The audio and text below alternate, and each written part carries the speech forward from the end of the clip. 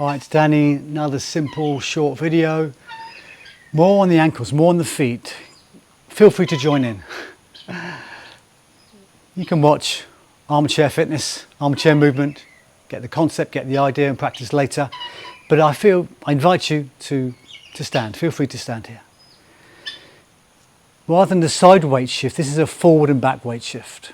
Another part of gait, another part of working out, another part of exercising, another part of squatting, picking something up, another part of life.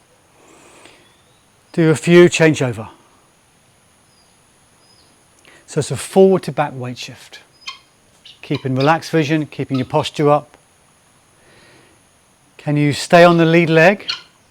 Keep there and just ground for a moment. Pause, relax. Breathe. Change again, maybe a few more each side. To make this easier, you would hold on to something. To make it more interesting, hold on that front foot and allow your eyes to close.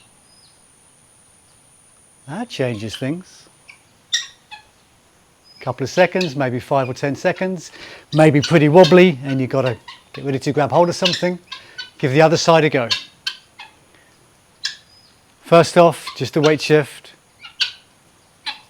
When ready, keep forwards on the lead leg, lift up the back leg, stand, balance, ground, check in.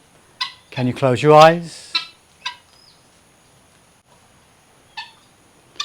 It's fine if there's a bit of wobble, okay? But check in. How's the left compared to the right?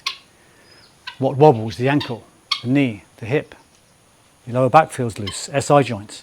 Find out what feels unstable. And your action plan will be to practice this more often, to bring stability. Try eyes closed with holding on or back foot touching. Try eyes open. Build back up to the standing on one leg with your eyes closed. In time, this will improve your brain to foot connection, body awareness of the whole nervous system.